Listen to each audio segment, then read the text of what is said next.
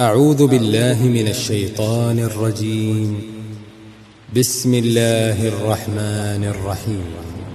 الحمد لله رب العالمين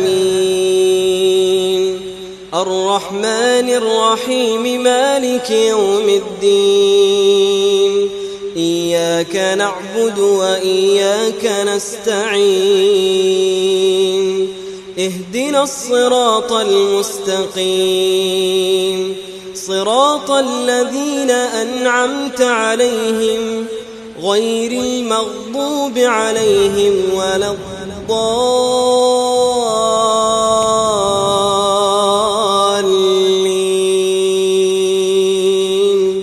آمين.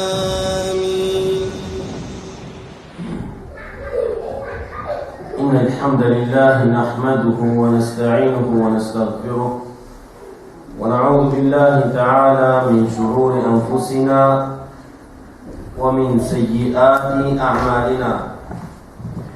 من يهديه الله فلا مضل له ومن يضلله فلا هادي له وأشهد أن لا إله إلا الله وحده لا شريك له وأشهد أن محمدا عبده ورسوله. Ky është mësimi 43 në kapitullin e edukimit nga libri Sahihut Targhib wa Tarhib. Data e këtij mësimit është 28 Rabiul Akhir 1441, 25 dhjetor 2019. Jemi tek hadithi 2842.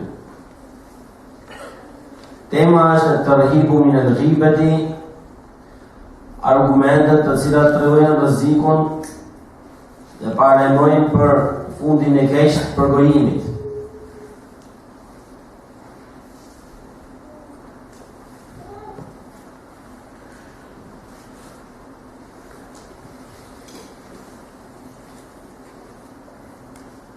طبعا يعلى بن السيابة رضي الله عنه أنه عهد النبي صلى الله عليه وسلم وأتى على قبر يعذب صاحبه فقال إن هذا كان يأكل لحوم الناس ثم دعا بجريدة رطبة فوضعها على قبره وقال لعله أن يخفف عنه ما دامت هذه رطبة. رواه أحمد والطبراني ورواة أحمد ثقات إلى عاصم بن بهدلة.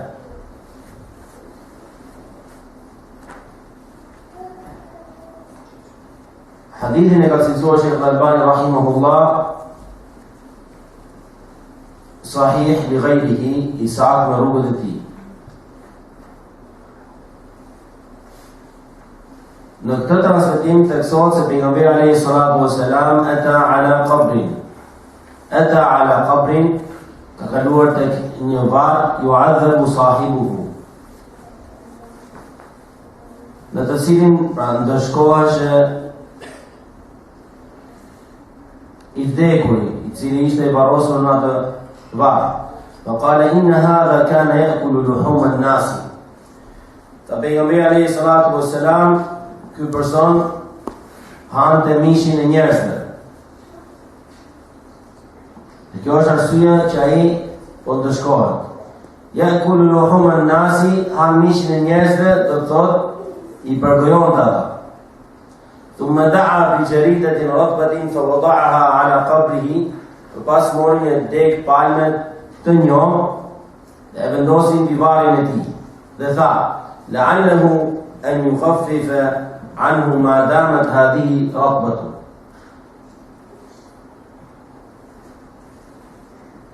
Pra bëri dua pejgamberi alayhi salatu wasalam që t'i lehtësohet këtij njeriu i cili ishte i varrosur në varr nga ndëshkimi deri përderisa kjo deg palme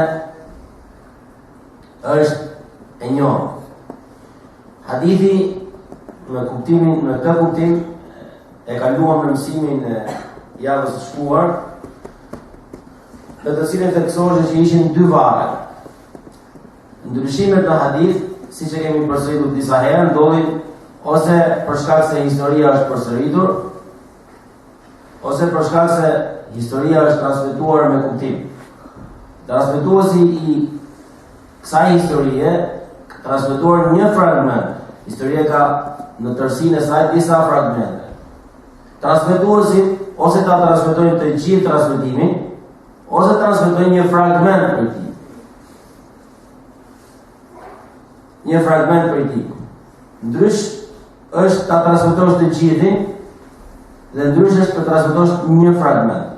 Nuk mund të gjykosh se është transmetim tjetër ose është gabim në transmetim në rastin kur kuptohet dhe dëshmon dhe ekziston mundësia që ky transmetim të jetë i pjesshëm. Në transmetimin e shkuar ishte që marra ala qabrayn, kaloi tek dy varre. Në qale innahuma yu'adzabani, këta të dy po ndeshkohen në varret e tyre. Wa ma yu'adzabani fi kabir. Nuk po ndeshkohen për diçka e cila ke qenë e rëndë për të bërë, por i rëndë si mëkat. Ndodh që ekziston mundësia të transmetohet një pjesë, sepse pejgamberi alayhi salatu wasalam mori në atë rast një deg palme ndau në dy pjesë. Fa wada ala kulli qabrin wahidatun minha. Dhe vendosi në mbi çdo varr një pjesë prej saj. Ndodh që transmetuesi të transmetojë këtë pjesë e cila ka lidhje me personin i cili merresh me përvojë. Se kështu është tekstuar në transmetimin e parshëm. Amma ahaduhuma fa kana yamshi bin namima wa amma al-akhar fa kana la yastati'u la yastanzi'u min bawlihi. Njëri merresh me fashtemet dhe tjetri nuk kujdeseshe nga ngjarjetimin të tij. Mund të jetë transmetim i përsëritur, pra ngjarje e përsëritur. Ajo ka ndodhur për nemimet, kjo është për vibet, dhe pse zakonisht nuk ndahen. Si kuptimi janë të ndarë, si vese vinë paket. Do të thotë kush e ka këtë, ka gjithë paketën. Të shkojnë bashkë përgojimi, thashethemi, dhe janë një sër veprash që zakonisht nuk ndahen. Ajo që doja të theksoj është se kur shohim që ndryshojnë tekstet e haditheve, mund të themi se ose hadithi është transmetuar në kuptim, ose hadithi është transmetuar i pjesshëm, ose është përsëritur historia.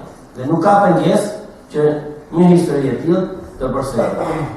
Kur kemi argumente të forta që historia nuk është përsëritur, kur kemi ndryshim në tekste, përderisa tekstet nuk kundërshtojnë njëri tjetrin, do të thotë që këtu kemi transmetim me kuptim. Nëse kundërshtojnë njëri tjetrin, pastaj kalojmë në një temë krejt tjetër në shkencën e hadithit.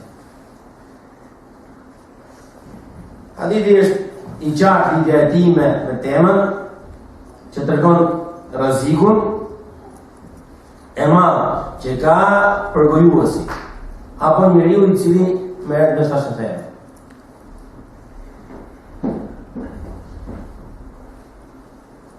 I fillon ndëshkimi në varr dhe ka ndëshkim dhe pas rinjalljes.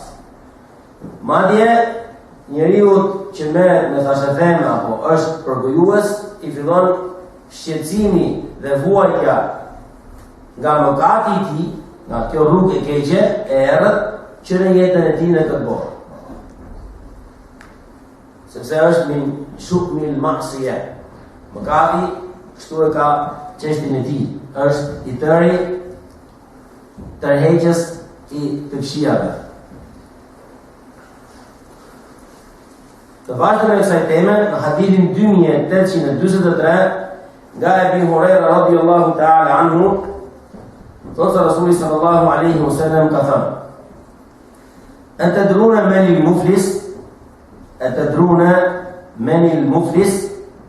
Qalu al-muflisu fina man la dirham lahu wa la mata'."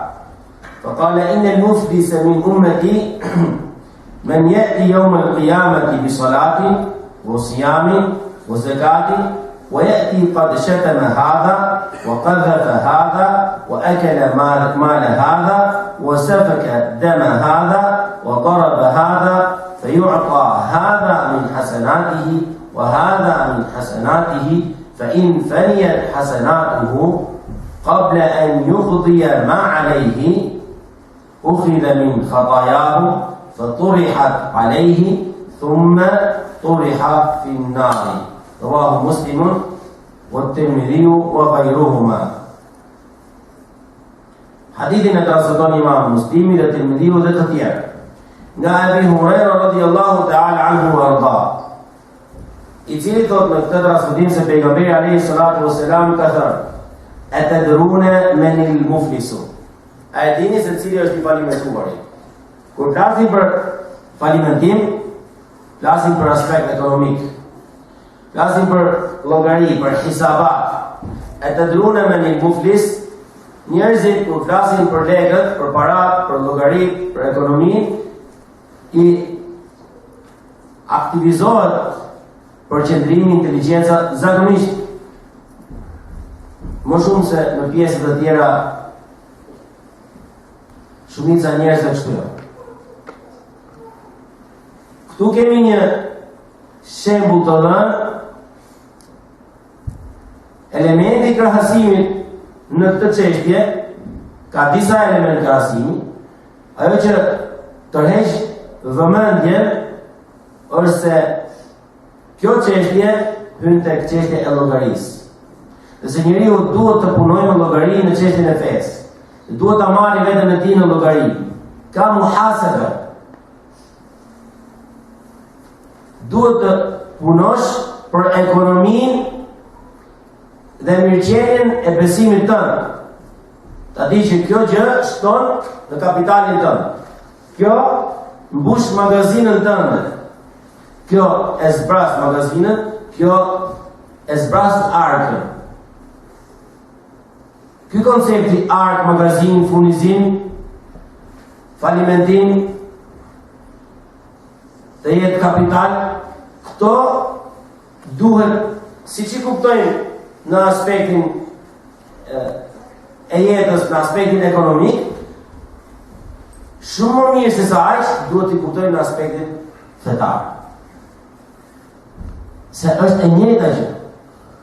Ka muhasebe, shedide, marrje në llogari të rrepë. E të drune me një muflis, a e dini se cili është një falimentuari? Qalu al-muflisu fina, qalu al-muflisu fina, men la dirhama lahu wala mata'. Thanë sahabët, fina, tek ne, zakoni jo, ajo të shka ne kuptojmë. Në sinjalin që fina, kuptohet që diçka të marri kuptim, si hadithi pejgamberit alayhi salatu wassalam, ayu yawmin hadha. Në një transmetim të feseketna, heshtëm, fadhananna annahu yusammihi bighayri ismi, dorëzim të plot, në duam se të ta quaj një emër tjetër, vendin, ditën, do t'i ndryshoj emra. Feseketna, heshtëm.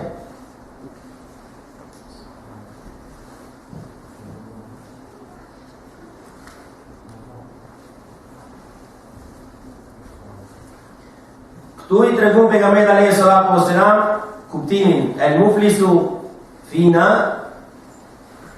i falimentuarit tek ne, atë çka ne kuptojmë deri sot, me këtë kuptim është men la dirham lahu wala mata'. Nuk ka dirham, nuk ka para, wala mata', mata' plaç. Do thotë as nuk ka mall, as nuk ka cash.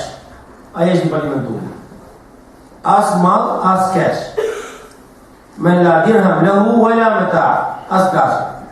فقال النبي عليه الصلاة والسلام قال إن المفلس من أمتي من يأتي يوم القيامة. المفلس من أمتي فليمنتور لأمتي إن بجدعي شفين ديتنا كامدت بصلاة وصيام وزكاة. بيديتنا كامدت كان نماز كاجرين كزكاة veprat e tij të mira, është i furnizuar me të mira të shumta. Wa yati dhe vjen qad shatama hadha, ka sharë këtë, wa qadhafa hadha, dhe ka akuzuar, ka hedhë një shpifje ndaj këtij, wa akala mala hadha, dhe i ka hëngër pasurin këtij tjetrit, wa safaka dama hadha, i ka derur gjakun këtij tjetrit, wa daraba hadha, ka goditur këtë tjetrin, fa yu'ta hadha min hasanatihi, merr ky nga të mirat e tij, wa hadha min hasanatihi, dhe merr ky tjetri nga të mirat e tij, fa in faniyat hasanatuhu, nëse i mbarojnë të gjitha të mirat të këtij njeriu, qabla an yuqdiya ma alayhi, para se të kryej borxhet që ka, detyrimet që ka ndaj të tjerëve, ukhidha min khatayahum, i merren nga gabimet e atyre njerëzve që ka hyrë hak atyre, dhe i hidhen këtij, fa turihat alayhi, dhe i hidhen këtij. Thumma turiha fi an-nar, dhe më pas hidhet në zjarr. Se i mbaron kapitali, përveç pjesës që i mbaron kapitali, nuk ka hasenat, me nga sejiatet e këtyre të tjerëve nga të këqija, të hidhet në zjarr. Amalijetun hisabijet, proces llogarie, marrje në llogari. Prandaj duhet të jemi të vëmendshëm për ekonominë e jetës tonë të besimit. E bën një vepër që të gjatë duhet të jesh vigjilent se kjo vepër shton këtë, largon këtë, pakson atë, ti dish efektet, pasojat, dobit, dëmet e çdo veprimi që bën, fjalë që flet, besimi që ke. Njeriu sado që të përpiqet nuk shpëton nga gabimi. Por Allahu Azza wa Jall ja ka treguar rrugën, wa hadaynahu an-najdayn. Ja kemi treguar atij dy rrugë. Tregtari i cili humbet në një proces ekonomik, ka bërë një vlerë, ka humbur në të. Bën një vlerë tjetër për të riparuar të humbjen. Ndërmerr shkaqe të ndryshme ekonomike për mos ta ndjerë humbjen, për të fshirë pasojat e humbjes dhe për të rikthyer edhe një herë fitimin. Dhe besimtari ka të qartë çështën. Kjo vepra është e keqe. E njollos zemrën. Ta rëndon kulisin. Të ngarkon me barë ndaj të drejtës së një individi apo një shoqërie. Apo ndaj vetvetes padrejtësi. Atbi'i as-sayyi'ata al-hasana. Pasoje të keqen me të mirën, tamhuha, ta fshish atë. Wa khaliqin nasa bi khuluqin hasan, dhe sillu me njerëzit me moral të mirë. Sepse morali i mirë është gjithashtu fshirës i veprave të këqija.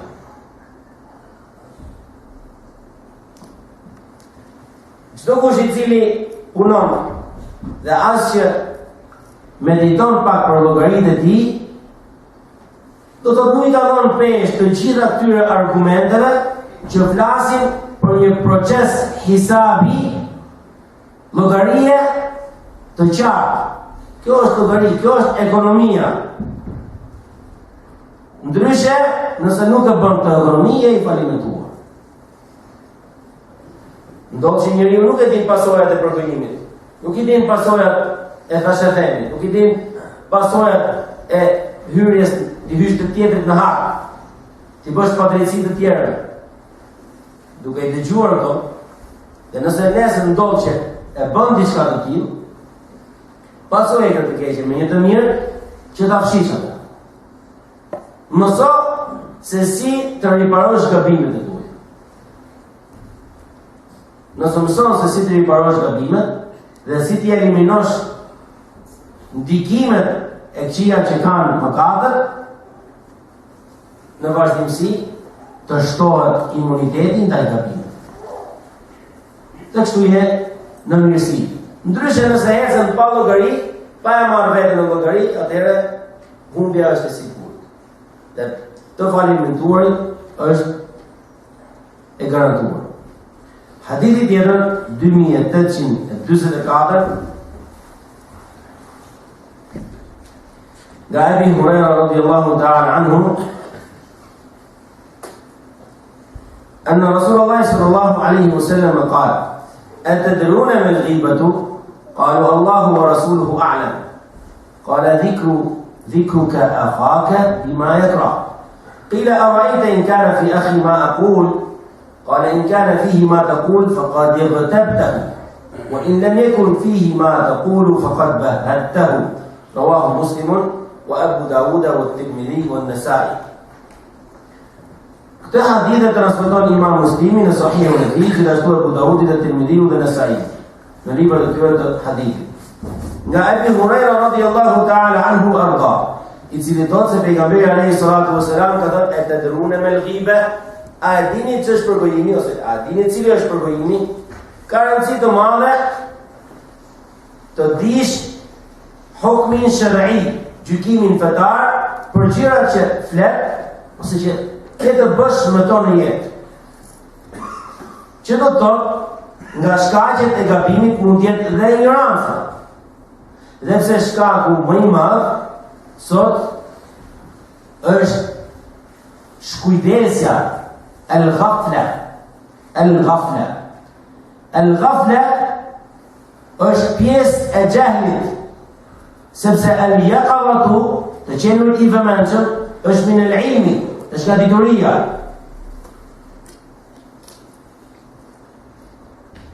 Në origjinën e tyre, si kuptim el-ilmu wal-jahlu, el-ilmu është mos të paturit informacion për çështjen. Nëse të paturit informacion për çështjen, wal-jahlu është mos të paturit informacion për çështjen. Njerëzit mund të gabojnë biseba bil jahl. Në mungesën e informacionit mund të gabojnë. Çështja e kësaj kategorie është e thjeshtë. Me t'i ardhur dituria e kupton dhe dalohet prej saj. Ndërsa pjesa tjetër e gabimit është kur njerëzit janë në gaflet, janë të pavëmendshëm.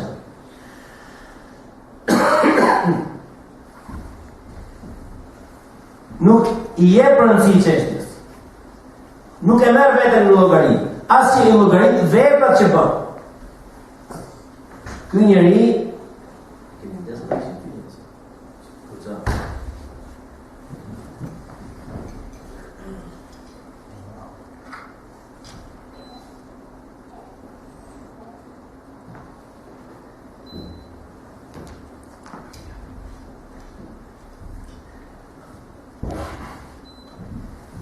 ka njerëz që sebebin e gabimit e kanë el-ghafla.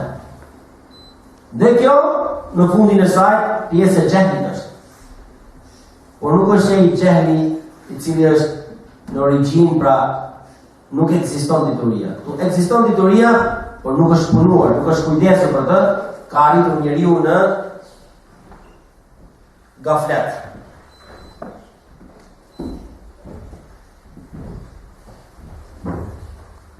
Pejgamberi alayhi salatu wassalam në të hadithot e tadruna mal ghiba, a dini cili është përgojimi? Atëherë, duhet ta mësosh gjën ashtu siç është. Të bësh kujdes nga mësimi i gjës në formën e gabuar. Siç kaluam në hadithet më parë, por në të temë në të cilën theksohet se pejgamberi alayhi salatu wassalam kur i ka thënë që i bërë përgojim, ka kujtuar në transmetim personi që këtë gjë ai e ka. Ka ardhur e theksuar se kjo gjë është. Pejgamberi alayhi salatu wassalam e ka saksuar këtë. E dhikruka akhaka bima yakra, të kujtosh vëllain tënd për atë që ai s'e pëlqen, ky është përgojim. Qila ara'ayta, i shton pejgamberi alayhi salatu wassalam, ara'ayta in kana fi akhi ma aqul, po nëse vllai i ka të gjëra që unë po i them për të, qala in kana fihi ma taqul faqad iqtabta. Nëse këto gjëra i ka, e ke përgojuar. Nëse këto gjëra të cilat i thua për të, nuk i ka, atëherë shpifur për të. Që thënë të pavërtetën. Ky është një saktësim informacioni se si është gjykimi fetar në kësaj çështje. Pra duhet të dish, të gjën ta dish në formën e saktë, të duhur.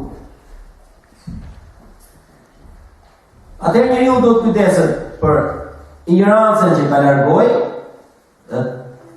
ta sënësoj me dituri, dhe duhet kujdeset që mos binë në gaflet, që gafleti është të qenë në papamendshëm, por të jetë i yaqin, i zgjuar, vigjilent, për të shpëtuar nga pasojat e gafletit, të cilat janë në fund të barabarta me pasojat e ignorancës.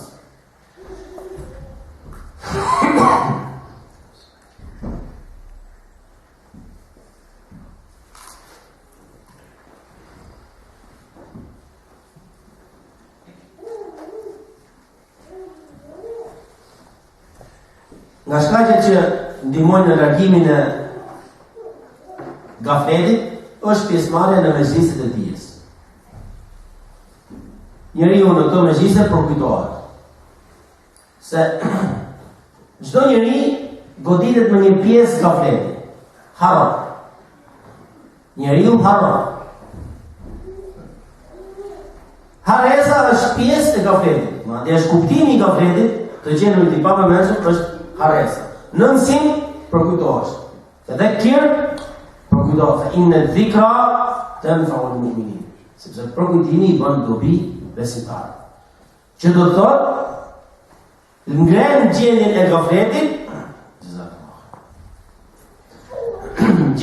ngren gjendjen e gafletit dhe vjen vend të saj el-yaqab, të qenurin i lëmendshëm, i kujdesshëm. Të dy ato cilësi, el-jahlu wal-ghaflatu, janë të rrezikshme. El-ghaflatu, rreziku i saj sigurisht është më i madh. Njeriu që e ka mësuar diçka dhe më pas e ka zgjersuar atë dhe ka rënë ose nuk i ka dhënë rëndësi në dur, vjen në gaflet. Vjen në gaflet dhe nëse ky gaflet yatamakkanu min qalbihi, e pushton zemrën e tij, i humbet interesi dhe vlera. Pasi që në fillimisht i ka humbur përqendrimin. Në vazhdimsimin e gafletit i humbet interesi. Jo pak, ndodh shpesh të vihet re njerëz që kur dëgjojnë që tu thuhet se po shkojnë në mezhlis, po shkojnë në mësim mezhlis. Ç'në habitet? Ç'lidhje ka mësimi mezhlisit? Kjo nuk është më pjesë e gafletit. Këtu ka humbur interesi. Ishte dituria tek njeriu, më pas për shkak se nuk ja dha hakun diturisë siç duhet, nuk punoi me të siç duhet, erdhi harresa. Dhe në vazhdim e saj erdhi gafleti. I qenur i pavëmendshëm për diturinë, punën me të, shërbimin e jetës së tij me dituri dhe të shoqërisë.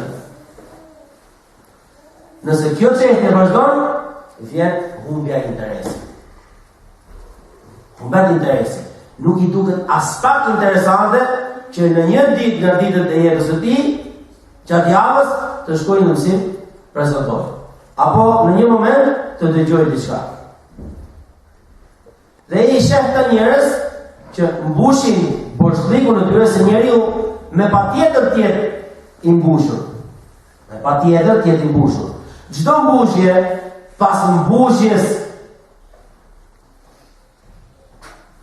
së besimit, zemrës në besim, është zbrazësi. Dhe prandaj themi mbushje e borxhlikut. Është mbushur realisht. Por nga që nuk ushqehet zemra në të, është si të jetë zbrazë. Nëse njeriu e mbush stomakun e tij me gjëra që nuk e ushqen, si do të qoftë ato gjëra, e mbush, nuk e ushqen, nuk i largohet urina, përveç saj dëmtohet. Dhe zemra e njeriu duhet të jetë e mbushur me iman. Nëse ajo mbushet me dashuri të gjërave që s'ka lidhje me imanin, ajo quhet e mbushur, por e zbrasur. Pra, as e mbushur nuk është, sepse ka zënë hapësirën e imanit, por nuk e ka mbushur me kuptimin që ta ushqejë. Dhe ka një zbrasësi. Faraq ruhi, i themi në gjuhën arabe. Faraq ruhi, boshlik shpirtëror. Këta njerëz që kanë zgjatur jetën e tyre në gaflet dhe kanë rënë në këtë boshlikun shpirtëror, i ndodh një fenomen. Këtë pjesë të boshliku shpirtëror e mbushin dhe ndjehen sikur po ushqehen me gjëra të cilat janë prekse, të cilat janë të bukura, kanë kuptime nostalgjie, kanë ngacmojnë nostalgjitë e njeriu, dhe kujton se kjo pjesa është e bukur.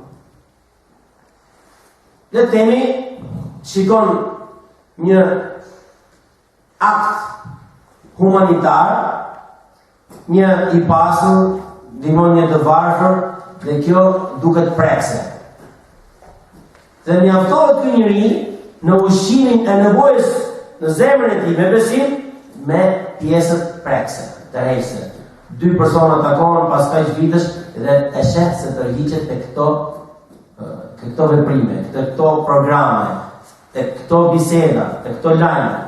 Nësa lajmi me Kur'an dhe hadith nuk është shumë tërheqës. Sepse i ka shërbyer këtij fundit ky njeri. Ndoshta shumica nuk e kuptojnë ashtu siç duhet të që po flasim. Por kjo është çfarë ka ndodhur dhe çfarë vazhdon të ndodhi. Hyjnë njerëzit në rrugën e besimit. Mësojnë nga Islami, kjo është halal, po këtë do ta bëjë. Shumë i lumtur për Islamin, shumë i lumtur për çdo informacion që e merr. Me ta mësuar këtë informacion, me shoqërinë e gabuar dhe të keqe, se e ke si fillim ti se sa të bosh të si ne, i fillon ti shpresohet çështja. Ose zhytet në haves, largohet nga dëgjimi, dhe shikimi, dhe zemra ti, nga goja ti, dituria dhe puna me të, sa që nëse një ditë do t'i kthehet, i humbet. Ashtu si që ndodh mes 2 personave që janë të dashur, janë miq, largohen, a bashkohen se ishte njëri tjetrin pas një kohë ose pas një ftoje, ashtu si që kanë qenë më parë, kjo është në aspektin tjetësor. Shembulli me të vërtetën është më i lartë, shumë më i lartë se kaq. Sigurisht që këtu ndryshon diçka dhe dini sinqert e kthen njeriu me lejen e Allahut azza wa jall në nivelet më të larta. Njeriu që hecën në këtë rrugë nuk i shërben pendimit. Çfarë ndodh? Shumë nga njerëzit pendohen kur përballohen me fatkeqësi dhe kthehet tek Allahu subhanahu wa taala. Këto janë situata shpirtërore, psikologjike, të cilat njerëzit i përjetojnë. Kështu ndahen rrugët e njerëzve. Çdo person i cili prezanton në mezhliset e dijes është një mirësi të madhe nga Allahu subhanahu wa taala. Ndryshe nëse një person nuk ka një mezhlis diturie që prezanton atë, ka humbur një rrugë shumë të sigurt për sigurinë e tij. Ka humbur sigurinë për të qenë i qëndrueshëm në fenë e Allahut subhanahu wa taala. Çështja më kryesore është el-thabat, të jesh i qëndrueshëm në istiqama, në udhëzim. Sot je në istiqama. Ke frikë Allahut azza wa jall. Falesh dhe agjiron. Mëson, studion, punon. E gjithë çështja është ti mbyllësh veprat, punët e tua në këtë gjë. Innamal a'malu bil khawatim. Punët vajen nga fundi i tyre. Si do mbyllesh jetën? Nëse nuk kujdesesh për diturinë, se kujton, se përmend, s'punon, nuk prezanton, nuk shoqërohesh, madje nga habitesh shne, pse gjithë jetën duke mësuar dori, duke kupton këtë rrugë, këtë çështje. Zhytesh në gaflet, të humbet interesi. Ka njerëz që as që kujdesen për çështjen e besimit të tyre, as për veprat e tyre halal apo harame. Dhe i ka ngelur që është musliman, nuk i ka analizuar çështjen. Kjo është një rrezikshmëri e madhe për individin dhe për shoqërinë. Do të bëjmë kujdes se ditët që vijnë janë më të vështira, më të mbushura me sprova, vështirësi. Njeriu përgatitet sot që t'i bëjë ballë këtyre vështirësive që të has në ditën e vazhdimit derisa të jetë jeta e individit. Të vdesi duke qenë Allahu Azza wa Jalla i kënaqur. Mos të vdesi muflis i falimentuar.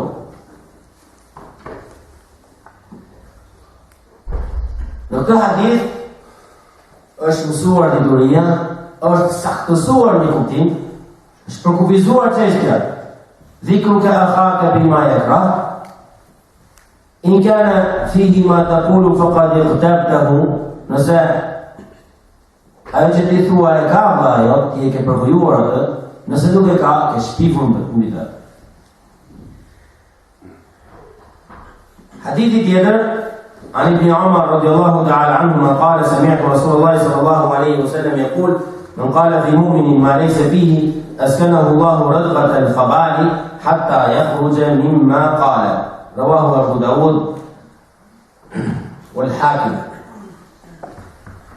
شيخ الألباني رحمه الله قال سورة حديث صحيح.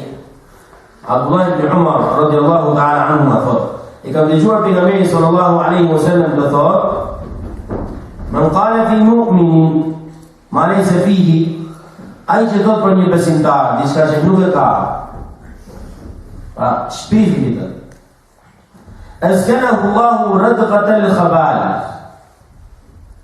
حتى يخرج مما قال. أسكنه الله عز وجل أبن të banoj thot në ردغة الخبال. Ç'është ردغة الخبال? عصارة أهل النار. عصارة أهل النار është çdo gjë që del nga trupat e banorëve të zjarrit. Shikoni vëllezër, sa argumente, ajete dhe hadithe flasin për mëkatet e Allah. Dhe sa mëkatet e Allah ekzistojnë në marrëdhënien e individit me individ të tjerë. Çështja e rëndësishme khaliq an-nasa bi khuluqin hasan. Sillu me njerëzit me moral të mirë. Është çështje shumë e rëndësishme. Përmirësimi i fjalëve, veprave, zemrës mes teje dhe të tjerë. Përveç kësaj janë nga shkaqe që njeriu ruan gjallërinë e imanit të tij, zemrën. Janë shkaqe që e largojnë ghafletin. El-ghafle është perde, mbulesë mes zemrës dhe të vërtetës, mes zemrës dhe përkujtimit, ghafi. E përkujton atë, apo se përkujton nuk e ndjen. Nuk e ndjen se nuk preket. Kur ndjen diçka, kur ka prekje. Gafleti është pengesë, është mburojës, perde që nuk arrin të preki e vërteta, ndjenjat, përkujtimi tek njeriu dhe humbet. Ti nëse e përkujton, habitesh pse? Nga që gafleti është ngulur thellë tek ai njeri. E theksojmë të pasi shumë njerëz mendojnë që çështja e besimit është thjesht të falësh, ta agjërosh, sigurisht që këto janë shtylla nga shtyllat e Islamit, shpjesa e imanit dhe Islamit dhe devotshmërisë, por dhe këto dispozita të tjera, këto hukuk të drejta në mes individëve janë shumë të rëndësishme. Madje ka shumë mëkate të mëdha të cilat ekzistojnë në mesin e raportit individ-individ. Nëse nuk përqendrohemi të japim rëndësi, rrezikojmë të shkatërrojmë besimin tonë dhe të humbasim fundin që synojmë. Në një transmetim tjetër, në një hadith tjetër, tek Musnedi Imam Ahmedit, hadithi është hasanun li ghayrihi, siç e ka thënë Sheikh Al-Albani rahimahullah, nga Abi Huraira radhiyallahu ta'ala anhu. قال قال رسول الله صلى الله عليه وسلم: خمس ليس لهن كفارة. خمس ليس لهن كفارة: الشك بالله، وقتل النفس بغير حق، وبهت مؤمن، والفرار من الزحف، ويمين صابرة يقتطع بها مالا بغير حق. Pesë gjëra, të pejgamberi alayhi salatu wasalam në këtë hadith nuk kanë kafara. Ç'është fjala kafara? Çfarë do të kafara? Kafara është shpakim, shlyrje e një mëkati. Në bën këtë mëkat shlyret kështu. Ne themi këthyrë betimin ka kafara. Kafara e shlyrën thyrën e betimit, duke u shyrë 10 të varfën, ose duke i peshmbatur ato, ose duke liruar një person nga skllavëria. Nëse nuk gjen asgjë nga këto të treja, asnjë prej tyre, pra në mes të këtyre trejave asgjë, nëse nuk gjen asgjë nga këto të treja, hajgjiron 3 ditë të rreshtë njëra pas tjetrës. Kështu shlyhet thyrja e betimit. Kjo është shlyrje. Pejgamberi alayhi salatu wasalam në këtë hadith na tregon se janë 5 vepra që nuk kanë shlyrje. Çfarë do të thotë? Janë vepra të mëkate të tmerrshme, të mëdha, të rrezikshme. Dhe thotë ashku billah, dyshimi në Allahun azza wa jall, wa qatlu an-nafsi bighayri haqq, të vrasësh një nefs pa të drejtë. Të vrasësh pa të drejtë, bighayri haqq. Çfarë do të vrasësh pa të drejtë? Në ligjin e Allahut azza wa jall është ndaluar vrasja. Përveç atyre personave që shkelin dispozitat e Allahut subhanahu wa taala në kushtet e vendosura në shariat, ai që vret vritet. Kjo nuk është pjesë e hadithit, por vrasja pa të drejtë është nga mëkatet që s'kan kafara. Wa bahtu mu'minin, dhe shpifja nga një besimtarit. E treta, wal firaru min az-zahfi, dhe të mbathësh në momentin e betejës. Ushtria hecë përpara, ti i ke mbrapa nga frika. Al firaru min az-zahf është në mëkatet e mëdha, të ikësh nga fusha e betejës. ويمين صابرة يقتطع بها مالا بغير حق. Betohesh rreshëm për të marrë pasurinë e tjetrit. Wallahi është kështu. Wallahi i kam thënë kështu, wallahi i kam thënë kështu për të marrë diçka që nuk të takon. Këto janë 5 gjëra që nuk kanë kafara, që do të thotë janë mëkate të mëdha. Si do t'i shlysh to, nëse i ke bërë? Vetëm se me tëmbe. Tëmbetun nasuha, pendim të sinqert dhe të përpiqesh të përmirësosh gjën që ke prishur. Ndërsa ato nuk ka një kafare të caktuar që të ushqesh kaq të varfër apo të japësh kaq para sadaka apo të lirosh kaq skllë. Kërkon halalin dhe përmirëson gjën që ke prishur.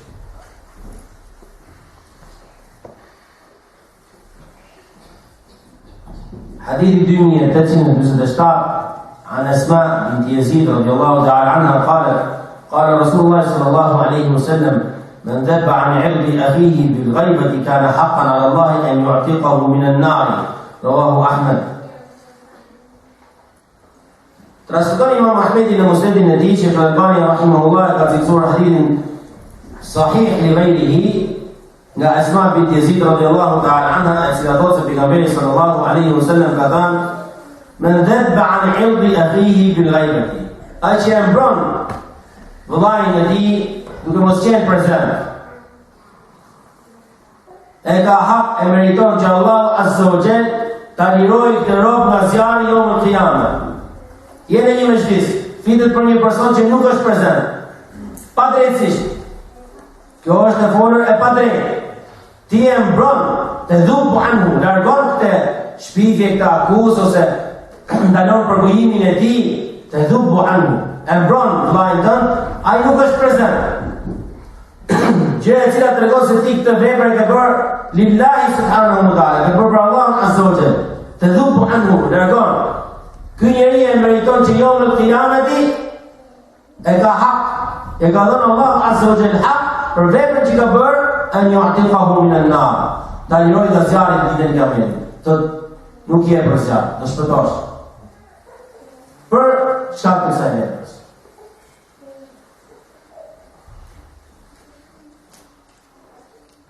Hadithi 2848 عن أبي الدرداء رضي الله تعالى عنه عن النبي صلى الله عليه وسلم قال: من رد عن عرض أخيه رد الله عن وجهه النار يوم القيامة.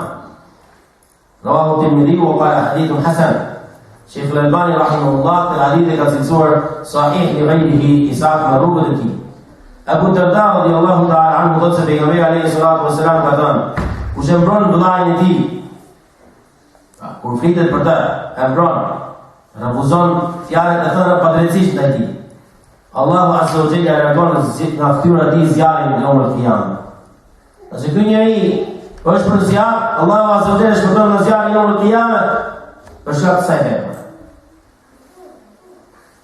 Vepër që njerëzit e shohin për të vogël, por shpërblimi i saj është i madh. Fitoria me këtë vepër është e madhe.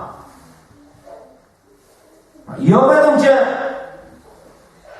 nuk duhet të bëjmë mëkatin e përgojimit e të shpifjes, të rrimë e përgojuesit dhe shpifësit dhe fitnexhit, por duhet të mbrojmë shoqërinë islame, vëllezërit, motrat, duhet të ndalojmë veprimi i këtyre veprave mëkate. Përgojimi, tash e themi, janë mëkate të mëdha. Dhe fundi është i tmerrshëm. Por njëkohësisht jemi të nëzitur që të mbrojmë vëllezërit musliman në nderin e tyre, sidomos kur nuk janë prezant. Kjo që të formohet një shoqëri e shëndosh, islame, dhe të sjellë Allahu subhanahu wa ta'ala triumfin për ne. Dhe fitoria në këtë vepër është fitore e madhe.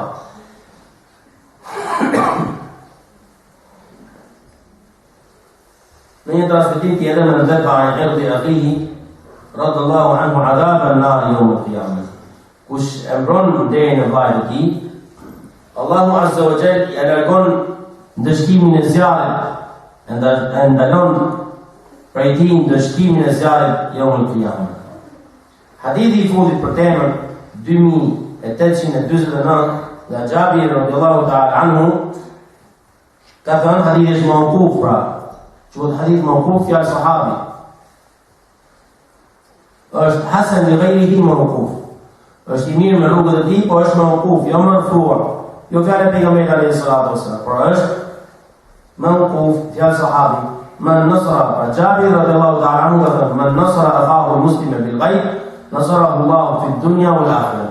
Kush e ndihmon vëllain e tij, duke mos qenë prezant, e ndihmon Allahu atë në dynja dhe në ahiret. Kjo është fundi me çështën për sot. Jazakumullahu khairan. Subhanakallahumma wa bihamdik, ashhadu an la ilaha illa anta, astaghfiruka wa atubu ilayk.